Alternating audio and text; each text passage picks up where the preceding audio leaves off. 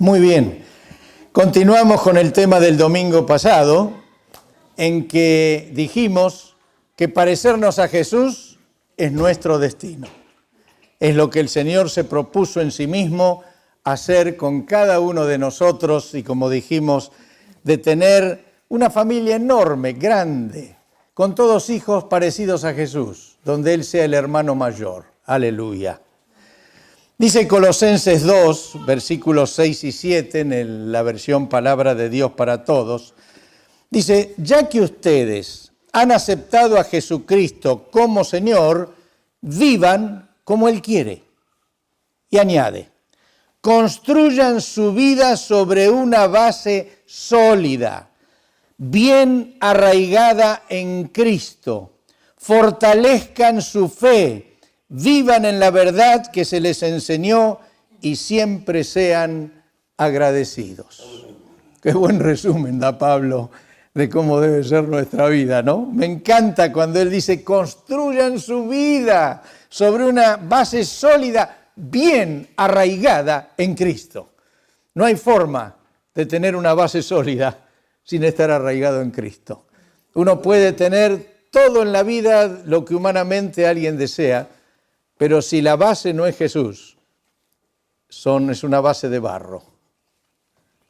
Ahora venimos hablando de cómo era el carácter de Jesús y cómo el Señor está empeñado en que nosotros alcancemos las mismas cualidades que tuvo Jesús. Y me gusta siempre definir qué estamos hablando cuando hablamos de algo, y en este caso del carácter. ¿Qué es el carácter como definición? Es la suma, el conjunto de todas nuestras cualidades físicas y psíquicas que condicionan nuestro comportamiento, nuestras reacciones y nuestras respuestas. Según el carácter que yo tengo, es cómo actúo, cómo respondo, cómo vivo, cómo pienso. Es parte de mi carácter, es nuestro modo de ser y de obrar. Es la suma de nuestros hábitos. Y realmente es lo que nos diferencia a unos de otros, más allá de lo físico. Pero nuestro carácter es lo que da la diferencia entre unos y otros. Generalmente se confunde un mal carácter con un carácter fuerte. Por ahí alguien tiene un mal carácter y dice, no, esto es una persona de carácter. No, ¿qué de carácter? Es de mal carácter. Buen carácter es algo muy diferente. Ahora, la diversidad de carácter de las personas es enorme. Si bien a veces algunos psicólogos los agrupan en grupos, pero yo hice acá una suma de carácter. Puede ser alguien de carácter apacible o de carácter encendido, alguien de carácter frontal que siempre dice pocas palabras y va de frente enseguida. Puede ser de un carácter agradable o un carácter tóxico, de eso que uno no quiere estar nunca al lado. Puede ser de un carácter reservado, habla poco.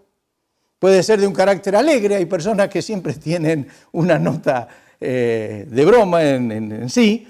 Puede ser serio me refiero, no todos tratamos de ser personas serias en cuanto a nuestra manera de ser, pero serio que siempre es de gesto serio, parece que casi está siempre enojado. ¿No vieron? Otros son enojones, decimos. Cualquier cosita los enoja. Pasan del estado normal al enojo, no tienen estado intermedio. Otros son predecibles, uno sabe cómo van a actuar ante una situación. Otros son absolutamente impredecibles, son como esos globos que uno infla y tira, puede salir para cualquier lado. Así es el carácter de algunos. Algunos tienen un carácter insufrible, de esos que aparte de tóxico es insufrible. Algunos son impositivos, cada vez que habla parece que están dando una orden. Otros son vulnerables, todo les afecta. Algunos son indefinidos, uno no sabe nunca qué es, como si le hubieran borrado el ser, está en blanco. Ustedes conocen personas así, indefinidas. Otros al revés, son tan definidos que de alguna manera todo lo que dicen tiene que ser así, es una definición.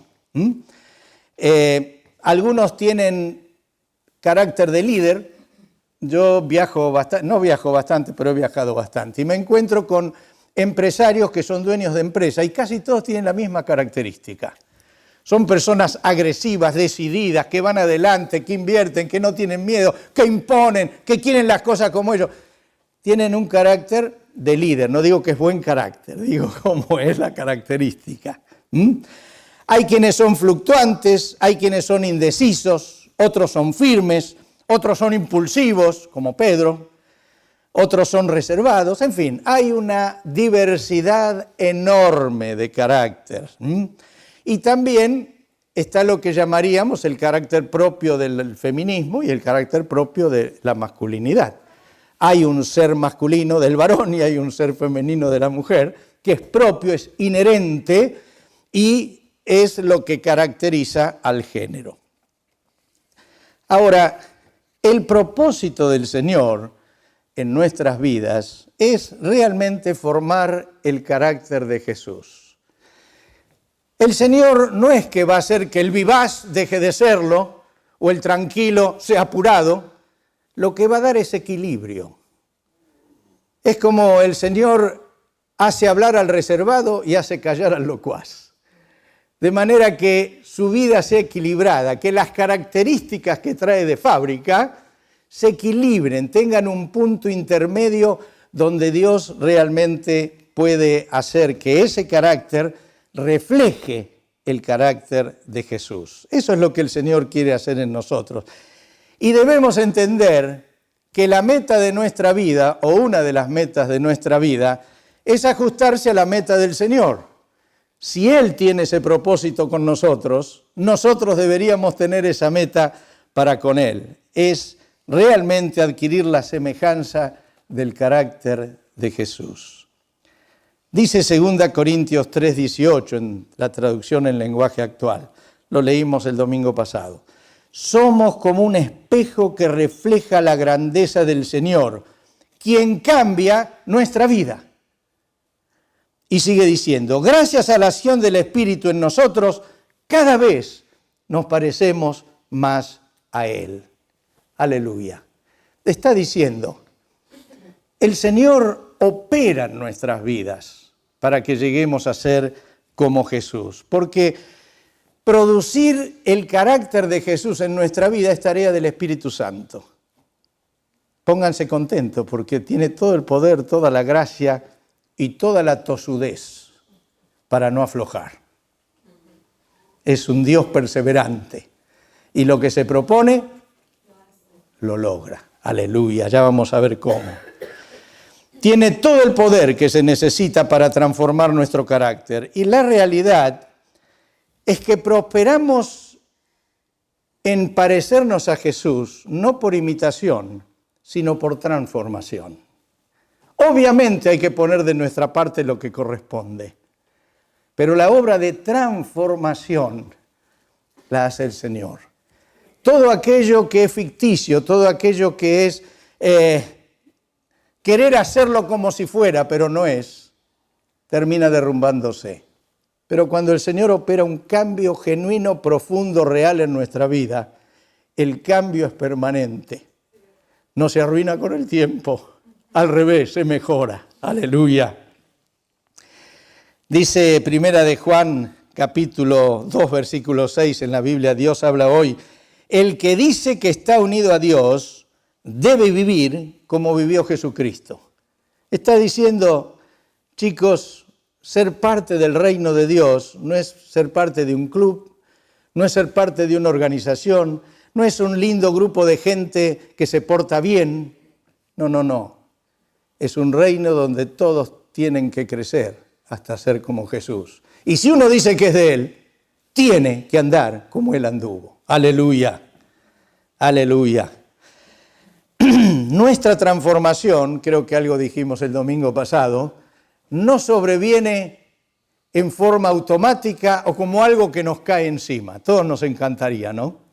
Orar, ayunar, hacer lo que sea necesario y de golpe, ¡prac!, tenemos buen carácter. Pero la realidad es que no es un acto milagroso, aunque incluye milagros, no es instantáneo, sino es un proceso en medio de las vicisitudes de la vida, de las alegrías y las tristezas de la vida.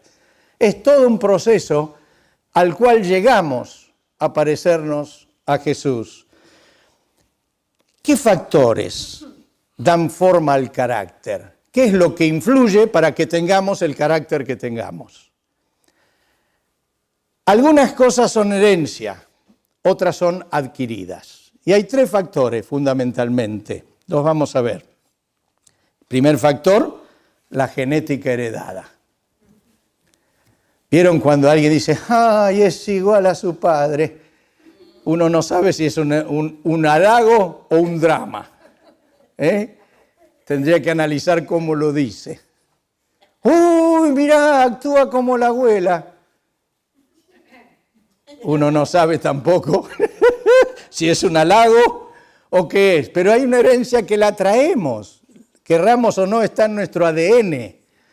Se viene, y si el Señor no corta el ADN que traemos, a veces podemos tener malas experiencias. Eso es heredado. Adquirido es el ambiente donde nos criamos y las experiencias que vivimos.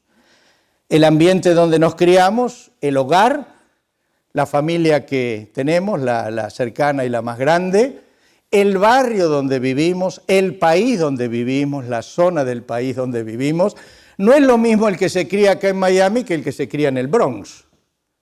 No es lo mismo el que se cría en el campo que el que se cría en una ciudad. Y eso es algo que influye en el carácter que vamos teniendo. No es lo mismo estar en una familia que se llevan bien entre los miembros que estar en una familia donde todo el tiempo hay peleas. Todo eso marca la vida. Y las experiencias que vivimos son importantes. Las alegrías, las frustraciones, los shocks que nos pueden pasar por algo, el lograr algo, el estar frustrado, el tener una infancia difícil, el tener una infancia buena, todo eso forma nuestro carácter. Y esa es la tarea del Señor, de darle a ese carácter que llevamos, el hacerlo parecido al Señor. ¿Qué les parece? ¿Una experiencia fácil o difícil para el Espíritu Santo? Para el Espíritu Santo fácil. Si actuara mágicamente, sí, en el sentido que hace un paso y nos cambia. Pero es una obra conjunta con nosotros. Si yo no abro mi corazón, si lo endurezco, ¿se acuerdan el faraón? Cada vez que iba Moisés, ¿qué hacía? Endurecía el corazón. Veía milagros, pero endurecía el corazón. Y depende mucho de esa comunión y de lo que le dejemos hacer. Es interesante, ¿nunca se preguntaron cómo adquirió Jesús su carácter?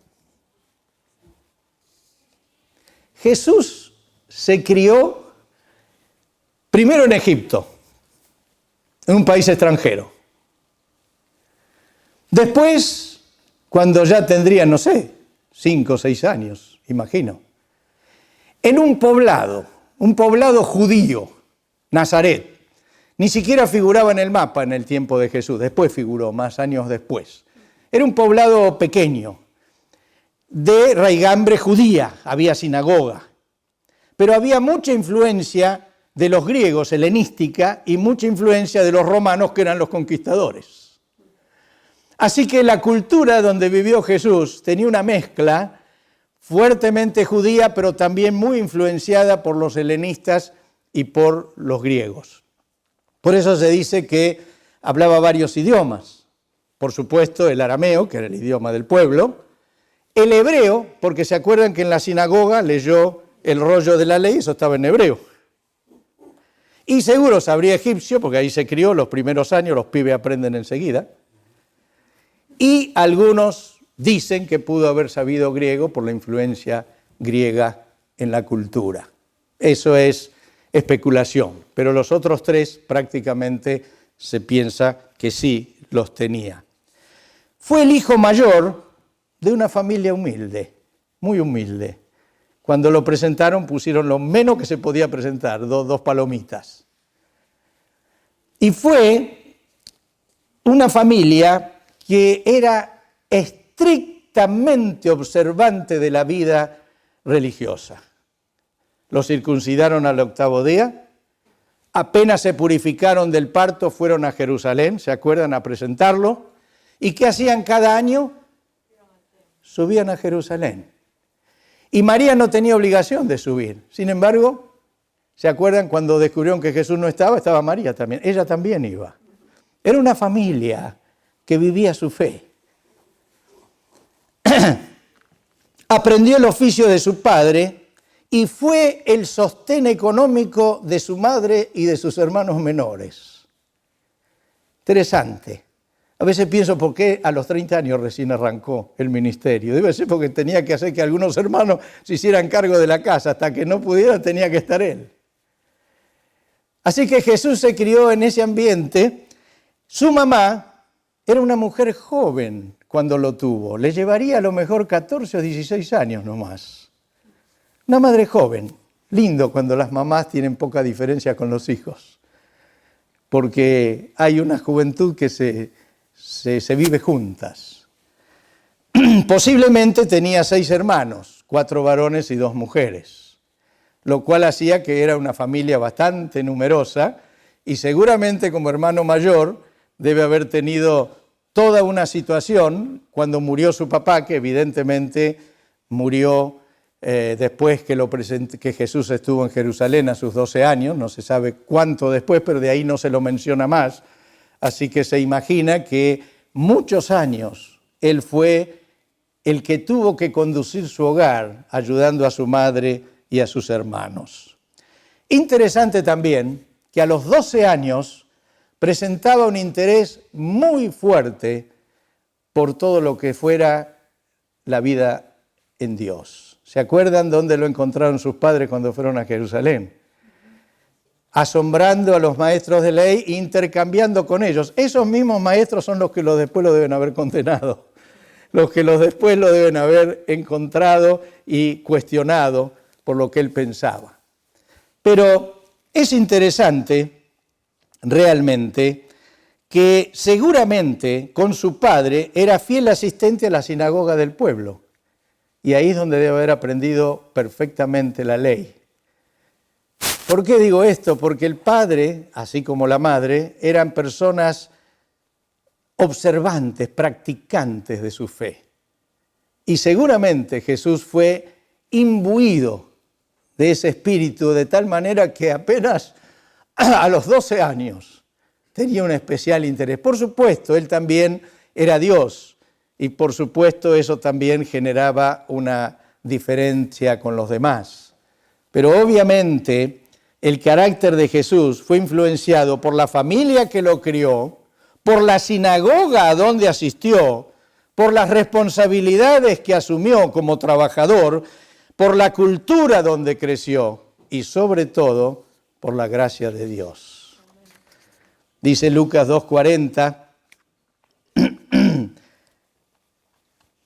cuando después de que lo circuncidaron y demás, dice, el niño crecía y se fortalecía, progresaba en sabiduría y la gracia de Dios lo acompañaba. Y después de volver de esa experiencia en el templo a los 12 años, dice Lucas, Jesús siguió creciendo en sabiduría y estatura y cada vez más gozaba del favor de Dios y de toda la gente. Ese fue el caldo de cultivo del carácter de Jesús. Y saben, es interesante el valor del hogar donde él estaba, porque un hermano de él, Santiago, terminó siendo el pastor principal de la primera iglesia cristiana en Jerusalén. Y primero no podían ver al hermano como el Mesías, por supuesto, era lógico. Pero finalmente, después de su resurrección, un hermano de él terminó siendo el pastor principal en Jerusalén. Yo quiero resaltar la influencia benéfica de un hogar con padre y madre presentes practicantes sinceros de su fe en el Señor y formador de hijos responsables y trabajadores. No es un dato menor que da la Biblia. Es algo que todos deberíamos tener muy presente cuando tenemos todavía nuestros hijos en edad de formación. Tenemos que entender que estamos formando hombres y mujeres para Jesús. Amén. Ahora, ¿cómo transforma el Espíritu Santo nuestro carácter? ¿Saben cómo? Por un shock y por un proceso. A veces el shock arranca y después el proceso, a veces el proceso y después el shock. Pero siempre hay momentos donde algo ocurre que nos vuelve en sí y nos hace ver después todas las circunstancias de la vida desde otra perspectiva, que permite entonces que nuestro carácter vaya siendo moldeado como el de Jesús. Vamos a la Escritura. Aquí hay un joven lleno de vida llamado Esteban.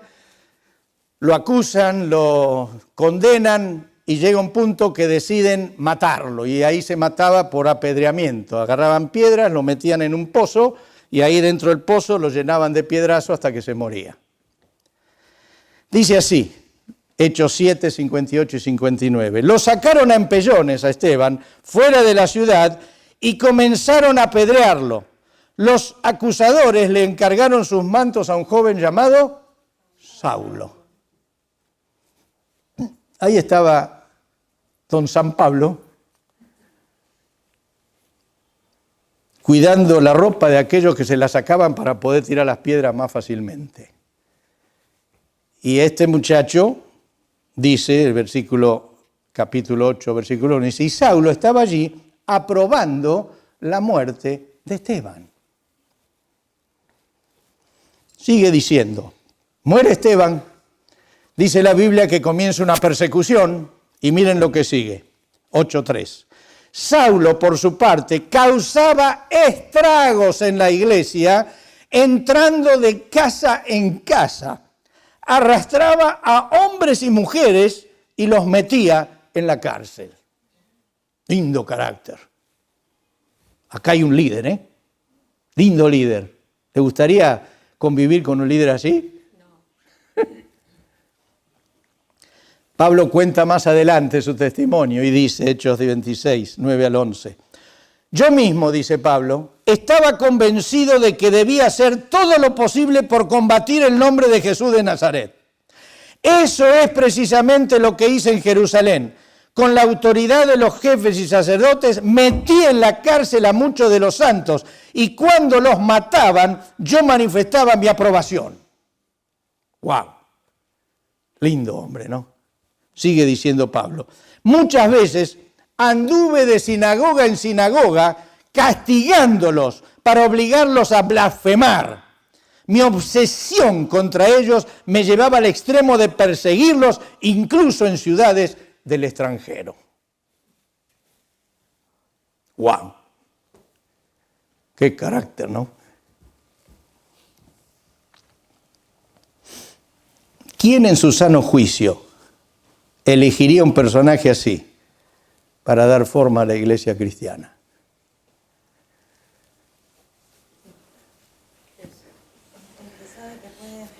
Tenía 12 apóstoles que los eligió especialmente para que lo lleven adelante todo lo que había que hacer y aparece un desconocido de este tipo y le da lugar. Yo tengo que quejarme en el cielo. Si yo fuera uno de los dos, digo, pará, no diste las credenciales exclusivas, somos 12 exclusivos para toda la vida, los 12 apóstoles que juzgaremos a todos en el cielo, y aparece este desconocido que hizo este estrago y lo mete adentro.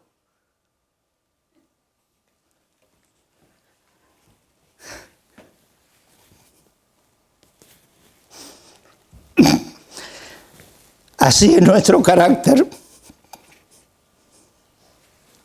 antes que el Señor lo comience a transformar. Nos asombramos de lo que era Pablo. Pero si no se nos revelara con amplitud de lo que somos, no estamos muy lejos.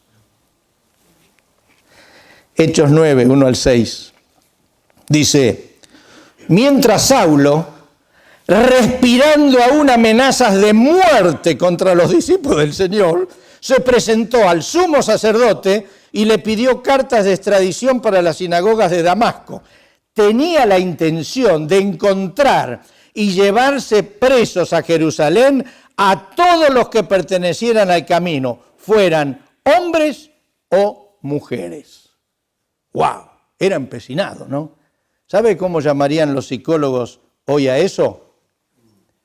Toc toc. ¿Saben qué es toc toc? Es trauma obsesivo compulsivo. Pablo era un obsesivo compulsivo. No se conformaba con arrestar en Jerusalén, no se conformaba con ir a las sinagogas a buscar cristianos, sino que quería ir por todos lados donde pudiera para traerlos a Jerusalén, y no precisamente para hacerles un lindo juicio, sino para matarlos. Interesante el obrar del Espíritu Santo. Se llama política de shock. Dice, sigue el texto: en el viaje sucedió que al acercarse a Damasco, una luz del cielo relampagueó de repente a su alrededor. Él cayó al suelo y oyó una voz que le decía. Yo imagino, uno no puede saber el tono de esa voz, pero yo me lo imagino que tenía que ser una voz para hablar a un tipo como Pablo. No le diga: Saulo, Saulo, ¿por qué me persigues? No. Seguramente fue de otra manera. Saulo, Saulo, ¿por qué me persigues? Ahí reacciona Pablo. ¿Quién eres, Señor?, preguntó. Yo soy Jesús, a quien tú persigues. Y mire qué amabilidad. Levántate y entra a la ciudad, que allí se te dirá lo que tienes que hacer. Imagino que fue así la orden del Señor. Es mi especulación. Pero a un hombre como Pablo no se le podía ir con una caricia en la cabeza. Lo tuvo que tirar al suelo con un resplandor enceguecedor. Y saben, solo un carácter rudo como el de Pablo necesitó un carácter rudo de parte del Señor. El Señor sabe cómo tratar a cada uno. Dice, sigue el texto, capítulo 9, 8 y 9 versículos. Saulo se levantó del suelo, pero cuando abrió los ojos no podía ver. Así que lo tomaron de la mano y lo llevaron a Damasco. Estuvo ciego 3 días, sin comer ni beber nada. Flor de shock. Flor de parada de carro, como decimos. Flor de ir corriendo y estrellarse contra la pared. Levantarse y estar ciego. Estar después 3 días. La Biblia dice que Pablo se puso a orar. Era cabezón, ¿eh? Y el Señor llama a un tal Ananías, para que lo vaya a ver. Pero ¿saben lo que pienso? Además de la experiencia choqueante que lo hizo volver en sí, yo deduzco que mientras más duro está nuestro corazón al obrar de Jesús, al obrar de Dios, más fuerte tiene que ser el shock para despertarnos. Y Dios sabe hasta dónde apretar para que uno despierte. Y lo hace por amor, no por castigo. Imagino al discípulo Ananías cuando dice, hay un hombre, anda a orar por él. Y le dice, Señor, este vino a llevarnos a todo precio y vos me pedís que no vaya a orar por él. Y el Señor le dice, ve, insistió el Señor, porque ese hombre es mi instrumento elegido para dar a conocer mi nombre, tanto a las naciones y a sus reyes como al pueblo de Israel. Acá es donde los 12 apóstoles presentaron su renuncia y su queja. Peor elección no podía haber, peor hombre no podía haber, y Dios lo elige. Pero agrega una palabrita para que Ananías se anime un poquito más, porque al pobre Ananías había que darle un poquito de fe. Dice, yo le mostraré cuánto tendrá que padecer por mi nombre. No le va a venir automático a Ananías la transformación de carácter. Va a tener que pasar por varias cosas. Si ustedes siguen leyendo después, yo resumí porque si no sería largo. Pablo al poquito tiempo, ora, se le caen como escamas de los ojos, ve a otros discípulos, comienza a predicar por todos lados y ¿qué empieza a aparecer? Lo quieren matar. Y lo tienen que descolgar por un canasto por la pared que rodeaba la ciudad. Así que empezó ya a tener sus dificultades y a entender que tener a Jesús por Señor le traía algunos inconvenientes. El cambio de carácter de Pablo se inició con un shock, pero siguió con un proceso que duró toda la vida. Fíjense lo que dice él en 2 Corintios 1, 8 al 10. Dice, hermanos, no queremos que desconozcan las aflicciones que sufrimos en la provincia de Asia. Estábamos tan agobiados, bajo tanta presión, que hasta perdimos la esperanza de salir con vida. Nos sentíamos como sentenciados a muerte. Fíjense cómo vivía Pablo. Dijo, de esta no me salvo. Dice, pero eso sucedió para que no confiáramos en nosotros mismos, sino en Dios que resucita a los muertos. Él nos libró y nos librará de tal peligro de muerte. En Él tenemos nuestra esperanza y Él seguirá librándonos. Aleluya. ¿Se dan cuenta del obrar del Espíritu Santo? Pablo pasó, no leí, si ustedes leen todo lo que pasó Pablo, sería muy largo el sermón esta mañana. Pero evidentemente acá indica una situación de una presión tal sobre su vida, una situación que ya no contaba que iba a salir vivo. Y finalmente cuando lo lograron, cuando salieron con vida, se dieron cuenta el valor de la fuerza de Jesús. ¿Cuánto del carácter de Pablo habrá cambiado con todas esas vicisitudes? Dice en 2 Corintios 4:8 sobre el mismo tema. Estamos atribulados en todo, mas no angustiados. En apuros, mas no desesperados. Perseguidos, mas no desamparados. Derribados, pero no destruidos. ¿Se dan cuenta el proceso, el trabajo del Espíritu Santo para ir cambiando nuestro carácter? El Espíritu Santo da formación y transformación a nuestro carácter por medio de las vicisitudes que nos tocan vivir.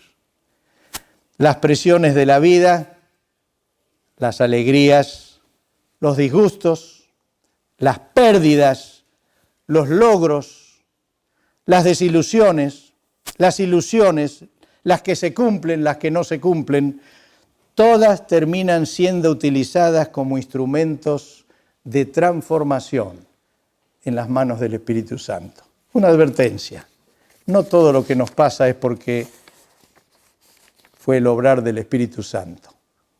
Hay cosas que nos pasan por nuestra propia forma de ser.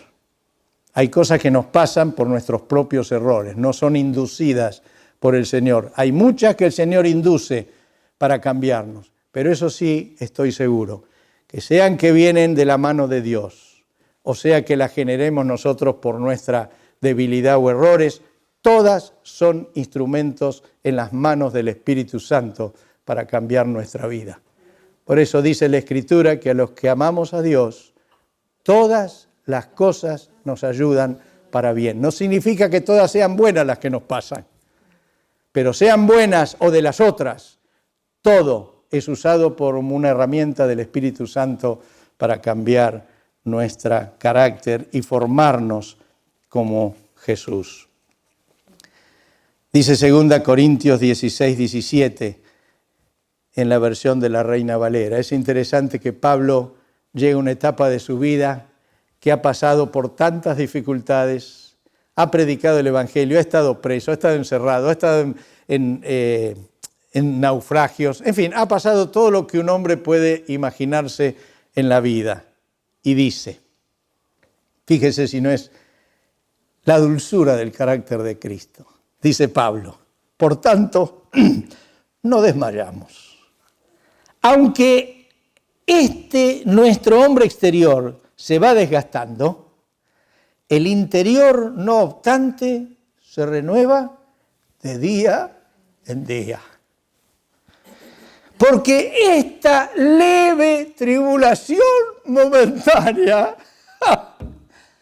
produce en nosotros un cada vez más excelente y eterno peso de gloria. Pablo ya está crecidito, ya no es un jovencito, ya es anciano. Y habla de lo que le pasó como esta leve tribulación momentánea. Y dice, aunque me estoy volviendo viejo, por dentro me renuevo cada vez más.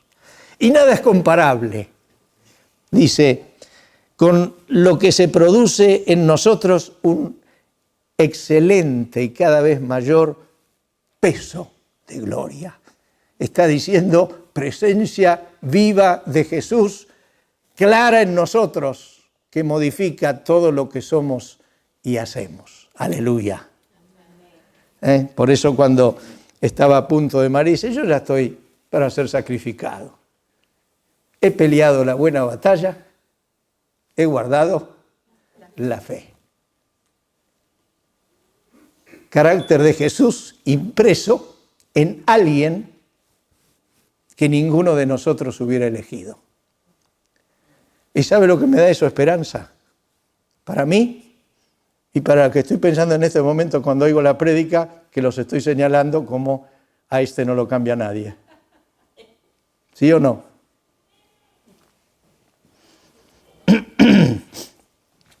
Reflexión final. Seguimos teniendo buenas noticias, hermanos. Repito casi lo del domingo pasado. El amor, el poder y la gracia de Jesús son eficaces para transformar nuestro carácter. No tengamos dudas. Podemos cambiar. Pueden cambiar los difíciles. El trato firme, amoroso, perseverante del Espíritu Santo en nuestra vida produce en nosotros cambios positivos y permanentes. Si somos dóciles y abiertos al obrar del Espíritu Santo, tenemos la seguridad de que Jesús nos transformará a su semejanza. No es una posibilidad, no es un tal vez, es con seguridad.